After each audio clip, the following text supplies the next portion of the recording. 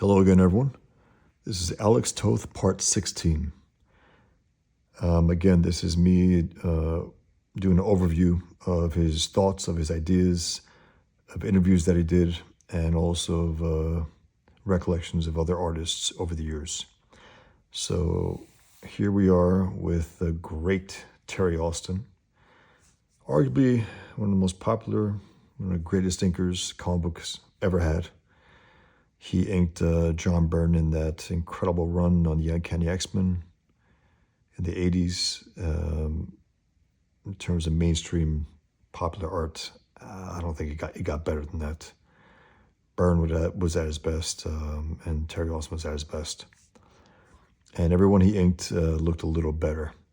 They just did. He had this quality about him that was extraordinary. He got a chance to ink Toth in 2 comics at least. A Superman Batman annual of some sort, maybe World's Finest annual or something like that, and the Green Lantern. And here we go. Attaboy Productions, Inc. Alex Toth at DC and Marvel in the 1980s by Terry Austin. Alex Toth at DC and Marvel in the 80s. I know he did some stuff for DC, but Marvel? I know he did that Uncanny X-Men number, what was it? Number 10? He did some kind of art over Jack Kirby roughs with the Juggernaut. It could have been the first appearance of the Juggernaut as well. I don't know. But I'm going to read this actually, just quick. Attaboy. Above, one of 2 photos the camera-shy Terry Austin took of Alex Toth at the 1980 Houston Comic-Con where they met. Alex is signing for Terry the original art to the Super Margaret cover for a 1960s issue of Clothes magazine, which was printed in the Toth special in Comic Book Artist number 11, January 2001, still available from Tomorrow's. Below left, Toth pencils for a splash page from Superman Annual. Okay, it was a Superman Annual number 9, 1983, thanks to David Hambone Hamilton. Below right, the splash lettered and inked, reproduced from a photocopy of the original art, courtesy of Terry Austin. Okay, so Terry Austin is a noted comic book inker, best remembered for his inking of Marshall Rogers' Batman True, which was fantastic. I think it was Detective Comics, so I'm not sure if it was technically Batman. I know they mean Batman Comics, and John Byrne's X-Men, and he's still at it. I mean, again, as you discovered, me reading this series and the way I think about my art, I like to keep things pretty simple, like Alex Toth did. But that doesn't mean I skimp on authentic detail in buildings and cars and machinery and so on. And Terry Austin was, I don't know if he added detail to people's pencils. I don't know if he did that. But something about the way he inked, the slight choppiness of it all, the fine detail, it was just really, again, it made everyone look a little better than they usually did. I can't say that necessarily about Toth, though. I mean, he was very faithful to Toth's pencils. And I still think that Toth was the greatest inker he ever had. His finished art, to me, is the best finished art of any artist ever. And I'll take that. I will argue that till the end of time. So here we go. Okay, simply put, I hated Toth's art. It's hilarious. People have tended to say that. Also about Kirby as well. They tended to say that about Kirby until they read Kirby and understood, how good he was. I knew Alex Toth for almost exactly 10 years, the 10 years that comprised the decade of the 1980s. In that time, we became close friends, colleagues, collaborators, and maybe even crusaders. It was a benign relationship, unsullied by the dramatic bursts of temper that characterized his association with some others of his friends. And in the end, I believe that we stopped communicating, not a result of any animus or ire, but simply because we ran out of things to say to one another.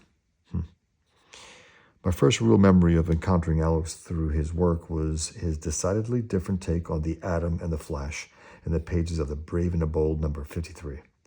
To a kid raised on the squeaky clean graphics of DC superheroics, this gloomy burlesque arrived like an unforeseen blow from a sledgehammer. It's hilarious. I just find this stuff hilarious, man. When these artists recollect their first impression of Toth, like, what the? I believe I saw in a small reprint, Bravo for Adventure, some of the dream sequence moments. And I was like, my eye just went right to it. I was like, whoa, it looks strange and weird and different. I couldn't say I fell in love with it. It wasn't love at first sight. I will say that. But I was completely captivated. Like, what's going on here? Incredible. So, these accustomed icons of my youth now inhabited a bizarre world of dramatic light and shadow. The newly strange angularity of their once familiar forms was actually affected by the light sources within the panels, sometimes reducing them to stark silhouettes. The Flash didn't just run, he took mighty, straining strides. The Atom didn't just gesture, he swept his arms wide in a half-bow like Errol Flynn in the Adventures of Robin Hood. In short, these four-color symbols of niceness had become more real than I had ever seen them before. Simply put, I hated it. Oh, man. Still, it was the kind of repulsion that held an undercurrent of fascination. Isn't that the truth? Again, my first look at Toth was like, whoa, what is this? But it was just compelling. It was like enough to say, okay, let me check out something else he did maybe. Maybe there's just a dream, like scene that is a little wacky. And then you find out more and more and you just fall in love with it. Still, it was the kind of repulsion that held like I put a line in Table of One. The woman, Venna, tells the hero, Will, it was love at first insight, not at first sight. And that's the thing about Toth. Once you gain some insight on him, you fall in love with his work. You can't help it. And it's a lifelong love. It's not, I don't think anyone goes through a Toth phase and then skips over that. I think once they understand Toth, that's it. It's a lifelong appreciation of what he did. So Terry Austin continues, still, it was the kind of repulsion that held an undercurrent of fascination. I kept returning to that issue long after Brave and Bold had reverted to its customary artistic safe haven for the eyes of a 12-year-old. He did bring a more mature sensibility, that's for sure. That's for sure. Toth to comic books, to superhero comics. And in a few years, when Alex produced dazzling works out of his own unique insight and imagination at Warren Publication and in DC's Mystery and War titles, I was more than ready to accompany him on those artistic thrill rides, and inspired to seek out his earlier work at Dell, Standard, and elsewhere. Raising Cain. I met Alex in the summer of 1980 at a 3-day comic book convention held in Houston, Texas. I think for sure that Terry Austin was inking X-Men at that time, so he was already on the best-selling premier comic book in the industry at that time. So that's in the context that he met Alex Toth, which was he was most popular inker, best inker in comics, period. Houston, Texas. That Friday, I was more than a trifle intimidated at the prospect of meeting one of my idols in the flesh, but he couldn't have been nicer. Dapper in dress and demeanor, and with graying hair and beard, he seemed pleased that someone wanted to talk art with him. When I later inquired if he had brought any artwork to sell, Alex ushered me upstairs to his room, where he produced several manila envelopes full of his classic covers and stories. I'm sure it won't shock anyone to learn that I promptly, and without reservation, spent every cent that I brought with me for the entire 3-day trip and missed the panel I was supposed to attend. Man, just some things are just better than others, right? Incredible. Gil Kane was another of the guests at the convention, and it became apparent that Friday afternoon that he and Alex had had a falling out and hadn't spoken in many years. Let me just comment on that. Just a quick thing. The Kami Journal, the comics journal, the Akami Journal, it's where the leftists in comics go there and flick their nose at the mainstream and always bitch and moan about it and trash good comics if they're popular and whatnot. Yeah, those assholes, Gary Groth and such. There was something, I think it may have been an interview that Gary Groth did with Gil Kane, who was a blowhard. A good artist, no doubt, but he was a blowhard. And I think Gil Kane, if I'm not mistaken, said something real nasty about Toth. That Toth was celebrating or loving the idea of killing Asians, right? Like in war and whatnot. And it really pissed off Toth. It could have been before this or after this, I don't remember. But I know that Toth sent a missive to Gary Groth and said, "Fuck you, Gary." And I think it had something to do with that. So that's my recollection of Toth and Gil Kane and their conflict. Gil Kane was a penciler in comics. He may have inked some stuff, but mainly a penciler. Was way too, for me personally, way too preoccupied with making weird poses on his body, similar to Gene Colan, similar in that sense, at least. I mean, they're totally different artists, but they're trying to overdo it in terms of making weird poses that no one else did. It's like, I get it, but it should be appealing. I mean, he was really good at times, no doubt. But something off about that need to make these strange poses. I think Neil Adams even did that sometimes. It's just weird. I mean, I just keep it simple, Don't try to strange pose anyone else. But that's just my take on Gil Kane. A good artist, and very good when he was inked with John Romita Sr. in the Amazing Spider-Man issues that he did. Anyway, so, okay. Alex had a falling out and hadn't spoken in years. As an admirer of both, I acted as something of a go-between to try to patch things up. By Saturday morning, the two men were warily circling each other like prize fighters entering the ring. By the afternoon, they were on speaking terms, and by that evening, they were the best of friends once again. And I guess it could have been that the interview that he gave, that Gil Kane gave Gary Groth, the goddamn commie. Again, these people will deny that they're commies, all that. They're goddamn commies. And the comic show is a stinking rag. However much they fancied themselves as being the intellectual vanguard for comics, they were full of it. Way too many times. Vilifying Jim Shooter, trashing Miller at times. Just nasty fucks, really. I'm glad that that Fantagraphics published Peanuts. I'm glad that they did that. A few other comics here and there that I liked. But man, that was a real slog to get through those interviews. They really were. One interview I loved with Dave Mazzucchelli, clearly. Dave Mazzucchelli was a great cartoonist. I wanted to hear what he had to say. And then he had an interview with Todd McFarlane when they went at it over and over again, which was like a car accident, that interview. He sounded really stupid, McFarlane. He really did. Anyway, so they ended up patching things up, talking like best of friends, right? Sunday morning, they promptly had another explosive disagreement. Oh, man. Hilarious. They were the best of friends by Saturday. Sunday morning, they promptly had another explosive disagreement. And by checkout time that afternoon, the feud was in full flower once more. Man, this is just... I love it. There's... these bastards today, right? These little rats, like the ripitards, on X and stuff and on YouTube and whatever, social media. They bitch and moan about the drama. Hey, man, that's life. If you're passionate about something, it will come a necessary, quote-unquote, drama, right? If you're boring as hell, no, there is no drama. If you're dishonest, there is no drama. If you're passionate, if you're honest, forget about it. There will be absolute drama, inevitably. If you live life at all with passion and with the love of truth, you're going to come into conflict with a lot of people.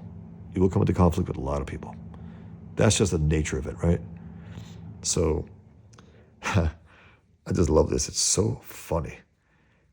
These two older guys at that time, So, there's no talking to that Toth, Gil raised as I helped him carry his bags outside to a waiting cab. He's as stubborn, opinionated, and obstinate as ever. Sure.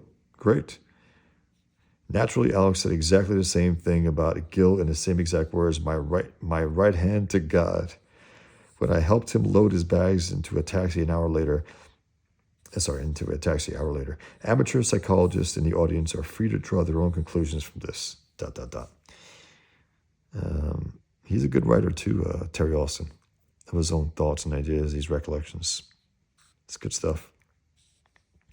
Fortunately, Alex had no such reservations about my character and asked me to write him when I returned home. It's hilarious. In answer to that first letter on August 14th, 1980, he wrote, "What a delight to hear from you, old son. You're most welcome indeed. I've thought of you often since Houston had mentioned you to others near as much. Good first impressions last long with me, and you rated high rank with me from the start. Being an old curmudgeon dinosaur of now the old school, I met very few young men in our business to which I could relate, communicate with, have good vibes from, or give back to.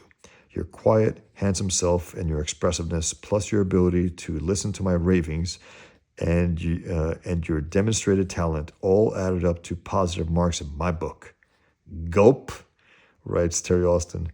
Having been positively reviewed by Mr. Toth, I set off on communication with him that would last out the ensuing decade. I lost no time in commissioning a drawing from my new friend of Black Canary, a character I'd never paid much attention to, until Alex had demonstrated how a dynamic graphic approach could breathe new life and energy into a seemingly run-of-the-mill superheroine in Adventure Comics number 418, 419. Those are stunning pages. I don't remember the story too much, but man, do I remember that art. Fantastic. The piece, when it arrived, was simply spectacular. And I, my naive but heartfelt gratitude and enthusiasm, wrote him 1,000 thanks and proceeded to write underneath it, "Thank you," exactly 1,000 times. If fate and Roy Thomas, the editor of Alter Ego, are kind, Alex's postcarded rejoinder is reproduced nearby. I believe this is it. Let's see. I just want to read what she says. Like the RCMP motto, I too, let's see. Okay. Yet, best regards to Terry Austin, a fella with a wry sense of humor, indeed, from Black Canary and Me Too, Alex Toth, 1980. I couldn't read that. I too, okay. Motto. I too always get my man in my own way. I won't say just how, though. Why don't you just guess? Love the way the old timers drew gangsters. From Toth to Ditko to Kirby to Romita. I just love that. It has that look. It's so good. Buscema was a fantastic illustrator of gangsters as well. So this was, I guess, a little card at the back of it. Terry also said he thanked him 1,000 times. So he goes, "You're welcome, you're welcome, you're welcome, you're welcome, you're welcome. You're stuttering." Hilarious. So good. Okay. Okay. So where were we? Okay. I lost no time commissioning 1,000. Yes. Marvel mix-up. Okay. That sounds like it's to set up the fact that he probably didn't do any work in Marvel in the 80s, because I don't remember if he did any Marvel work in the 80s. I know he did in the 60s, I think, again. Uncanny X-Men number 10, I believe. Marvel mix-up. Alex and I spoke on the telephone regularly at first, but when he wrote in March of 1981, "I'm not wild about phones, hate them in fact, but hell, no one in New York City writes letters anymore. I prefer pen to paper than paying for Ma Bell's spurious services, costly as they are. I seldom called him again, except once, memorably, when a friend of his asked me to phone him immediately, as Alex, who suffered from bouts of depression from time to time, was alluding to doing himself in."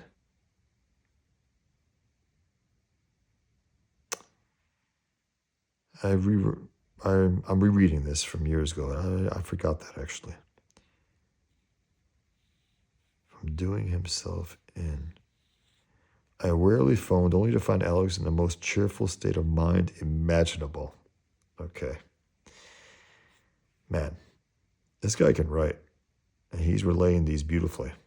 The drama of it all, the contrast, hope, terror. We next arranged to meet at the 1981 San Diego Comic-Con. This was a trip that seemed to make Alex a little nervous, as he would be seeing his sons there as well. One afternoon at the show, Alex came and found me. Come on, he said. We're going for pie. Once at the restaurant, I quickly realized that I was there to function as a sort of buffer between Alex, the absent father, and his somewhat unfamiliar offspring. So I was heartened some years later when he wrote proudly to me of, quote, my son Eric, auto design stylist in Holland, Michigan, and of being anxious to go and visit him. Following the convention, I returned to New York and excitedly carried word to the Marvel offices of Alex's willingness to work. Louis Jones, more commonly known as Wheezy, she ended up being Walt Simonson's wife, Louise Simonson, whom Alex would come to adore, immediately commissioned a Solomon Kane story. Damn it. We never saw that. And if I'm wrong, I don't think I've ever seen that. I just don't think so, because I would have known about it, right? But I'm thinking, did it slip my... Did I miss that? I don't think so. So Solomon Kane story, right? For Alex to draw for the black and white magazine, The Savage Sword of Conan. A more perfect... Now, okay, he did do... Okay, yes. He did do some prints, pinups of Conan for that. He did do that. A number of them, and they're stunning. I mean, look at this. Look at that beauty. Look at this stunning work. And that fine detail. Again, I don't begrudge anyone detail per se, but it has to make sense. Makes sense, right? Look at that curtain. It's beautiful. Look at these swords. Look at the shape of them also. Look at Conan walking with confidence in the face of danger. Awesome. Okay. For Black Man Magazine, a more perfect combination of dour Puritan and ink dark artists I couldn't imagine. Dour Puritan and ink dark artists I can imagine. Alex informed me on the telephone that he had done 7 or 8 versions of the splash page that he judged fell short of the mark, and would try once more before giving up and returning the script. Damn it. When Wheezy informed me that he had indeed sent back the script, I instantly wrote to Alex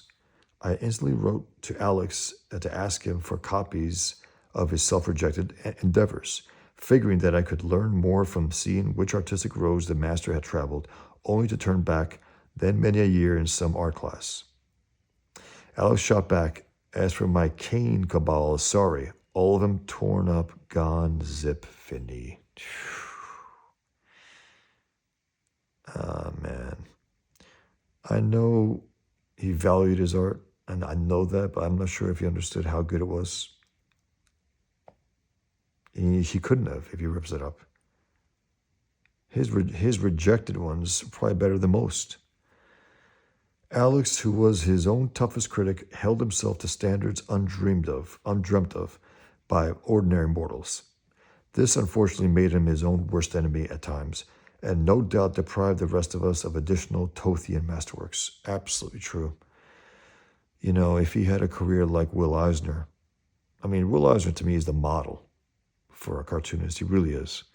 From comic strips to graphic novels, year after year after year, at the end of his life in his 80s. I mean, come on. Incredible. This would be the beginning of a torturous year. This would be the beginning of a torturous year-long period in which he wrote often of letting people down. In an October 1981 letter, had to disappoint Archie Goodwin a few months ago, returning a good Roger Stern script. Damn it. Love Roger Stern. Damn it. But one that needed more editing of copy. And I've slipped in getting more Conan frontispieces too. Louise, I truly seem to be doing little other than disappointing all of my colleagues and friends. Yeah. He also wrote late in 1981 that he was still shucking for H&B, though out of my home now as of last week. It could end at any moment or last till March regarding the projects in my temper. Having heard tales of Alex's behavior in Hanna-Barbera's offices, I had to wonder if the decision for him to work at home was an entirely voluntary one. Again, all I've known from Terry Austin was that he was an inker, a great, great inker, arguably the greatest. Truly, it's not an exaggeration. There have been great inkers, absolutely, no doubt about it. Al Williamson, for instance, even though he was a full artist, but his inking on John Romita Jr. and Daredevil was fantastic. Daredevil Man Without Fear over John Romita Jr. was fantastic. Some issues of Spider-Man that he did. Dan Green, great inker. But Terry Austin is hands down the best, just the greatest. And he's also a very good storyteller. Now, these things are all about a living, breathing human being, yes, but the way he's telling it is just beautiful. Probably my most enjoyable article here of Toth, even so far.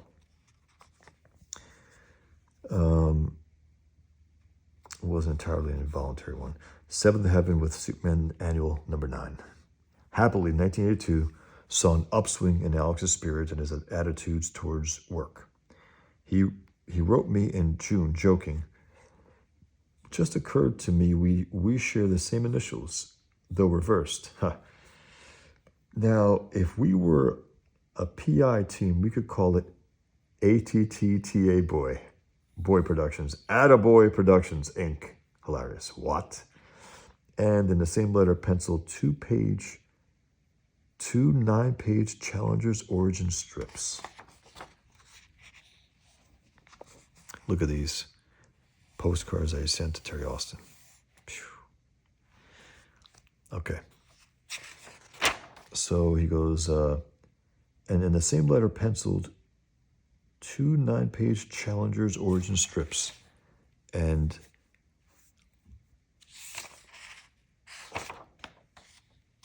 where's the and am on a 30-page Super Batman job by Elliot Magan. Did I miss something here? 54, 53, okay. And in the same letter, pencil. Okay, I see. So Toth himself said, and in the same letter, Toth is saying, penciled two 9-page Challenger's origin strips and am on a 30-page Super Batman job by Elliot Magan. Good script for DC. Will do pencils only for the time being and will not do rewrite corrections as was my wont. Thus, I hope to behave myself and just enjoy drawing, telling stories to suit DC's need. The change will do me good, I'm certain. Dick Giordano, I just love Italian. Dick Giordano, Joe Orlando, and Julie Schwartz were the fellows who made me welcome again. Awesome. Those guys understood the value of Toth. They understood it. I'm guessing that it must have been sometime in July when my phone rang and my old friend and mentor, Dick Giordano, now editor-in-chief at DC, offered me the chance to ink Alex's Superman Batman story, which was eventually published as Superman Annual number 9, with a cover by Gil Kane, ironically enough, hilarious. Alex wrote on August 11th, up all night on last penciled pages of the 30-page Super Batman epic for Julie Schwartz. Express mailed it this AM, and coincidentally, hours later, Julie phoned to ask of work status. Happy to hear it's all done. And also told me you were set to ink it. Or did he say you'd ink the Challengers? Hell, I was and am still punchy from the long grind. I'm not sure what's what, but would like to know how this all happened. As they told us in the Army, never volunteer, you must have heard. Anywho, poor critter, you'll have lots of heavy lead on paper, 30 pages worth to fight through. It seems I've either got to gouge into paper heavily, or if penciling for me, float over it too lightly. Both are a pain, and you'll agree. Now, over the years, many a wide-eyed penciler or inker has asked me in tones of wonderment what the experience of inking Alex Toth's pencils was like. This was the method I employed, but I don't recommend it. Okay, let's see. I think I recount something here. First, arrange to have your mother rush to the Cleveland Clinic and admitted for quadruple heart bypass surgery. Whew. Next, have your father drop you off at the hotel across the street from the clinic and strand you there for the next 30 days. No sooner did I have Alex's pages in hand than that's exactly what happened to me. Whoa. Alone in Cleveland, Ohio, and with nowhere to go, I would arise in the morning and place the wobbly hotel table in the middle of the room, then drag the dimly wadded floor lamp over next to it. I would then proceed to ink a page until visiting hours at the clinic began, when I would walk across the street and stay with Mom until visiting hours ended, then trudge back across the street and ink that page until I fell asleep. For a solid month. Strangely, I was so absorbed in the life and death situation happening across the street that I completely bypassed my normal bout of nerves at potentially butchering the work of one of my artistic idols. Fortunately, Mom survived. The job was finished ahead of deadline, and my dad returned to get her home and me on a plane back to New York. Man, incredible. We don't know what some people go through when they make their comics. Alex Toth himself, his wife was in the hospital. I think she had been dying. I think she passed away not long after while he was doing work for his magnum opus, his own comic book, Bravo for Adventure. She might have got better and then died later, but I think that was the case. Whew, incredible. He goes, I barely had time to grab some clean clothes before leaving for a comic book convention in San Francisco. I took the completed job along to show Julie and Alex, who were also guests at the show. I don't remember Julie's reaction, probably relief that the job was finished. But Alex was wildly enthusiastic and beamed with pride. Man, imagine that. I remember thinking on the plane ride home that perhaps Alex might have just been being polite, so as not to hurt my feelings. But then I quickly remembered that Alex just wasn't wired that way. Not no way, not no how. And let me again interject here. Toth praised my first effort, my first comic book / graphic novel, Table for One. Effusive in his praise, incredible, blew me away, right? The greatest. Has this to say about your work? It's overwhelming, flat out. And I remember someone in the Toth fans chat, message boards in the Toth fans website, which is still active to some extent, not as much as it used to be. Alex Toth has been dead now for 18 years, 2006, I remember. I wrote about it on my blog at the time. So my point in relating this is this. I remember someone in that message or chat, whatever it was, I guess didn't like me or didn't like my work or something. I don't know. But he said, Toth was just being nice. And someone who knew Toth, I think it was John Hitchcock, I believe it was John Hitchcock, who ran that website and who also published a book on Toth's doodles, which I have, which is beautiful. He said, Alex being nice, as in, no. He's honest when he's in praise. He's honest when he's in criticism. He's honest when he's happy. He's honest when he's sad, and so on and so on. And that was the one saving grace. It was like, okay, because, you hear these things about people being nice to people about their work, and they do those people a disservice. They do them a disservice.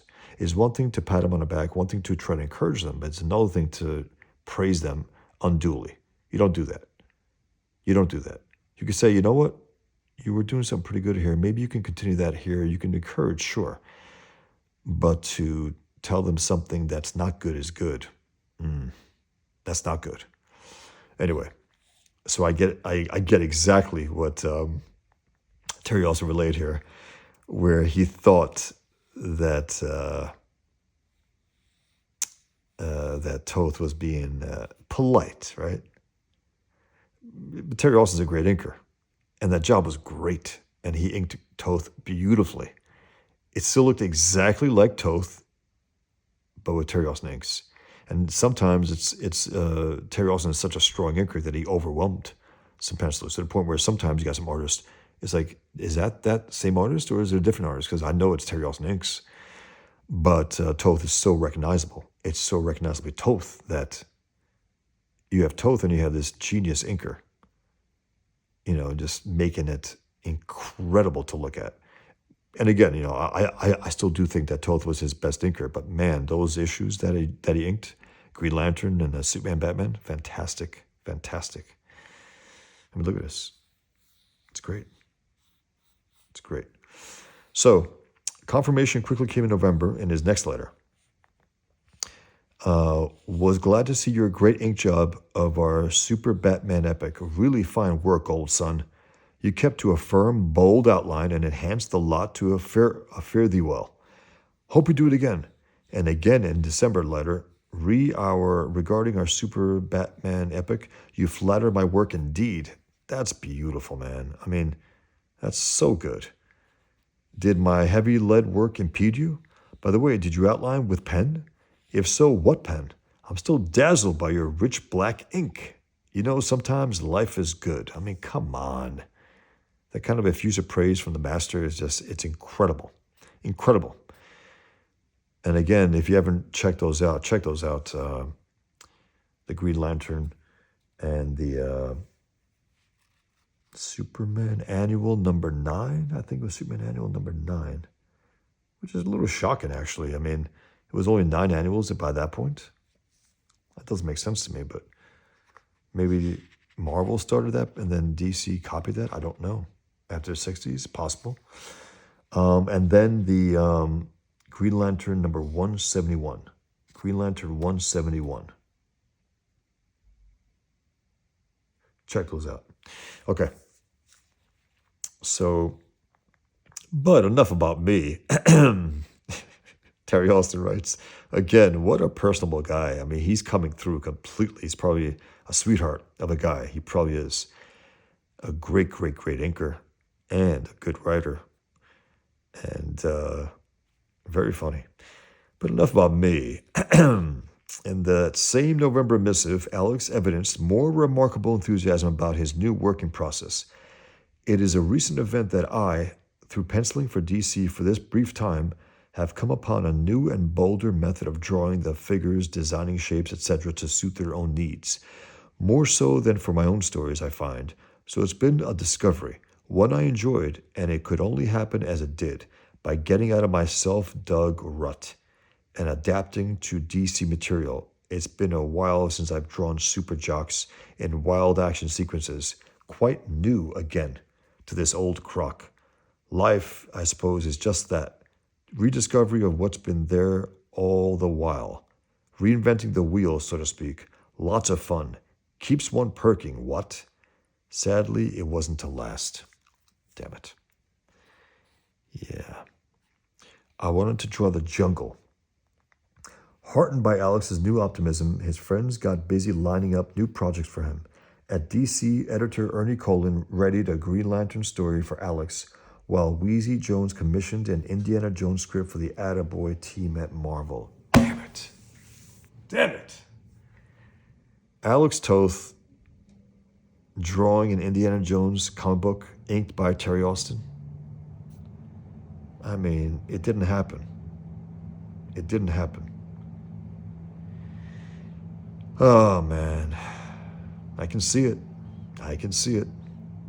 I know Dave Mazzucchelli drew an issue of Indiana Jones, and it wasn't that good because he didn't ink it. Again, Dave Mazzucchelli as well is his own best inker, period. Nobody ever inked Mazzelli as good as he inked himself. Same with Toth. However great a job Terry Austin did, and he did a great job. And Toth also recognized that. He still was his best inker. But man, okay. Alex managed to finish the Green Lantern pencils in early 1983. Twixt flu bouts and depression about status quo all around me.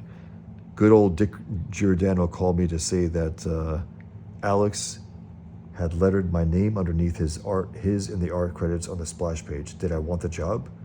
What a thrill to ink Alex's uniquely designed lettering of my name under that familiar Toth box signature. Sorry, the S's get me today. I have a stutter, and the S's are like, oof. To accommodate Alex's new, bolder shape approach, I decided to switch to markers for this story. Huh. Interesting. Okay. I think he had a dip pen, a quill pen, if I'm not mistaken. That was his choice inking tool. So he used pens, and it still looks like Terry Austin. So when he said it doesn't matter, he meant it.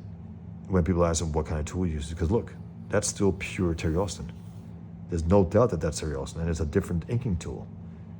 Interesting. I wonder if he ever used a brush.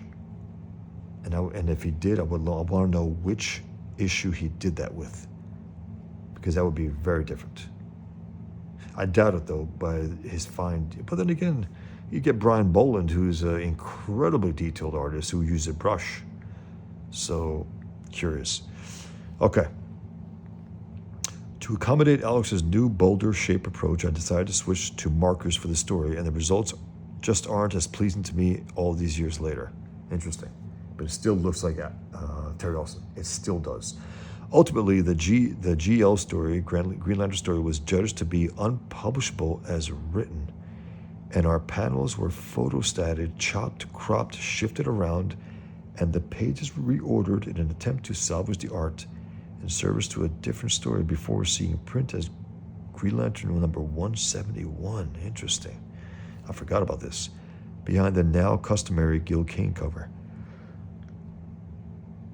By now, Alex had had enough of DC. Whoa. Although complimentary of my bold inks indeed. Fine, as you wrote in June. By the by, the Green Lantern job was my last. Not a flippant word, call, script, etc. from DC since then. March. Silent treatment, so screw 'em. They are too odd a bunch to fuss with. No courtesy or professionalism regarding communication or the truth. All along, I was told they loved every job, so zip, zero, zilch, nothing. Damn it. Damn. And as for our issue of Indiana Jones, when Wheezy sent him the script that she had Taylor written for Alex with all the things that he'd love to draw, 1930s New York City, biplanes, gangsters, vintage automobiles, guns and boats, he grumpily returned it saying, I wanted to draw the jungle. The good times were over. The irascible Alex had returned in full force. He would now consistently invent roadblocks on the fly. Damn it. To keep from having to accept any scripts sent his way. Damn it. Alex once agreed to draw a story for an editor friend of mine only after giving him a stern lecture on how to comport himself like the editors that Alex admired in the old days. Tough, uncompromising, inflexible, exercising an iron hand of control over the talent. When Alex phoned to say that he had received the script and would have to totally rewrite and restructure it before beginning, the editor told him no. He would have to draw it as written. Naturally, Alex cursed him soundly, saying that he couldn't work with such an unyielding martinet, and returned the script torn into tiny pieces. Coup. That's my way of trying to spell out this saying in Albanian language, my parents' language. Cuckoo, they used to say when something terrible happened, like cuckoo. That was my way of saying coup. Cuckoo. Quote, I tried. Although for the remainder of the decade I would pepper my letters to Alex with questions about working in the glory days of comics and the colleagues he had known, he would mostly ignore my inquiries in order to deliver terse lectures on drawing and painting that were so far over my head that I might as well have been standing in a hole. In 1989, we briefly teamed with P. Craig Russell, John Byrne, Howard Chaykin, and others to fight a cretinous publisher who fraudulently took out ads claiming that we were working for his nascent comic book company and a publication where the ads appeared. Oof. As the years ticked by, Alex's letters became composed of increasingly bitter diatribes against the unwholesome state of the comics industry, the pack of jackals on the editorial side of things, and the artists and writers whom he characterized as pretenders to a craft they cannot fathom the right and wrong of. Too cocky and full of themselves to learn it, or admit to not knowing enough about. Man. It reminds me of all these YouTubers now trying to get in on comics, from Eric July to quote-unquote Yellow Flash. What a stinking name. He has that on his comic book, written by Yellow Flash. It's so stupid. But they don't know shit about comics. However much fans they claim to be, they don't know shit. All of these comic book artists were fans of comics prior to becoming comic book artists. All these guys. They loved it. You could tell. Look at Toth's work. In his last letter to me, dated December 17th, 1990, he decried the lack of fun in modern comics and stated, quote, "Just lately it occurred to me that the comic book is truly dead. It just hasn't had the good sense to fall down." I get it. But he still praised Dave Mazzucchelli, 1987, praised Darwin Cook's first comic book, Batman Ego. This is a little blurb. And also my work, my first book. So however much he said that comic book is dead, he still loved it. He still loved it. And he wanted to see, more people doing it right. I'm going to reread.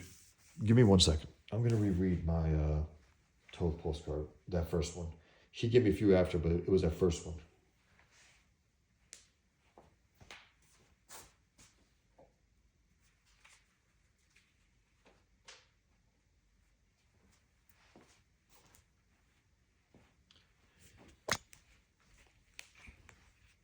Here it is.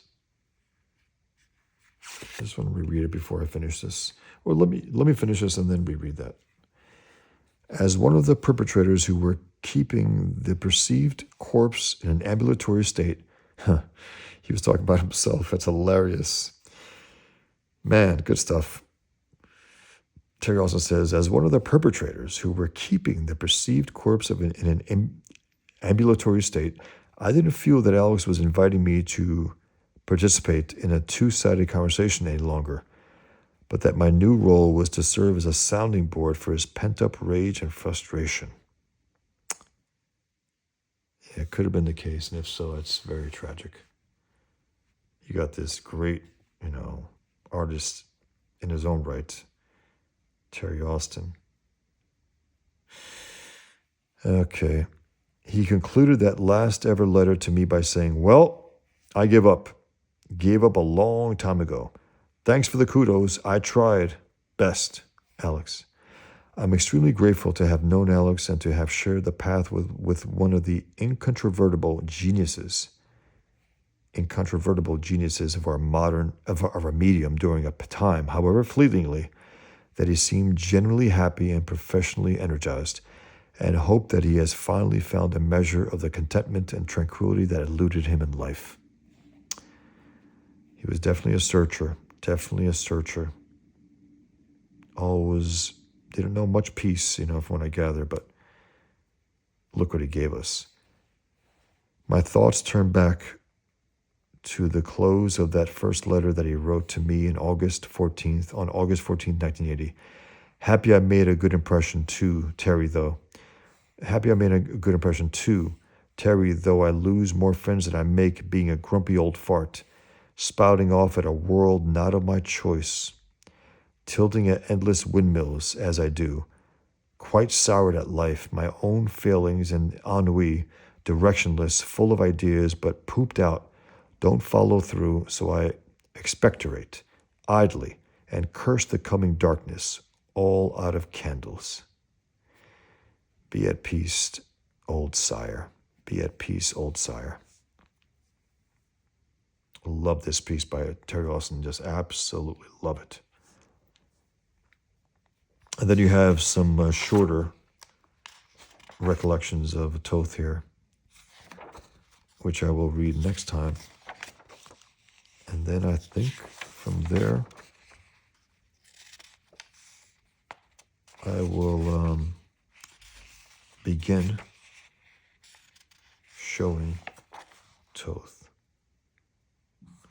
Showing Toth art. From then I'll begin showing Toth art. So let me just reread the postcard that Toth sent me. Is it too bright here? Is it possible that this is too bright? It just might be. I think you can get it. Again, this was 2002. I got it not long after. It seemed like days, only a few days, and which is surprising because, I was back east. He was on the west coast. And he drew this. He made this incredibly simple drawing of a man in a tuxedo. And look at, seeing my name in his inimitable handwriting blew me away. With an exclamation mark, come on. And his usual duck. So, August 30th, 2002. And as I mentioned when I first read this, it seemed like he had written me already or something, because he dove in. Waste not a minute in making dupe copy sets of Table for One, my first graphic novel, and sending them to the top exec comics editors, product directors at DC Comics, Marvel, etc., where deep pockets and big deals dwell, and go with the best, highest bidder, and most trustworthy, ethical man company possible for your personal protection and success. You deserve it. Pro to pro. Levitz, Cirillo at DC, Paul Levitz, Mark Cirillo, the art director. I think he was the editor-in-chief, I believe, at that time. Might be mistaken, but I think it was Paul Levitz. At DC, and whoever else you deem fit should respond as I did. You are a mighty talented pro, kiddo. Write, draw, stage, tell stories with brilliant savvy to all elements in the mix. I'm very impressed. Kudos. It's almost tough to read this.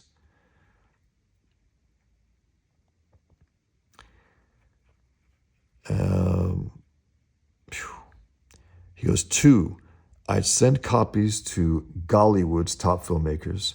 I think of the Coen brothers, though, as a happy place for it, to do the extra mile for reputable adaptation to film. Thinking men. I'm so glad to see chinks of... I think of the Coen brothers, though. Man, think about this. He was thinking about the Coen brothers to adapt Table for One. That's how high he was on it, which is incredible. As a happy place for it, to do the extra mile for reputable adaptation to film. Thinking men. I'm so glad to see chinks of bright light in a murky, manic mess of comics today. So please go ahead, show them your best, and have a good copyright trademark lawyer at your side to keep it all kosher, okay? All the very best to you, Bosch. Let me know what's what with this as it unreels, okay? Hope it's all happy news, a big bloody bidding war for your potent graphic textual services. Alex. I'm a lucky man. I'm a lucky man. Incredible. One of my most prized possessions.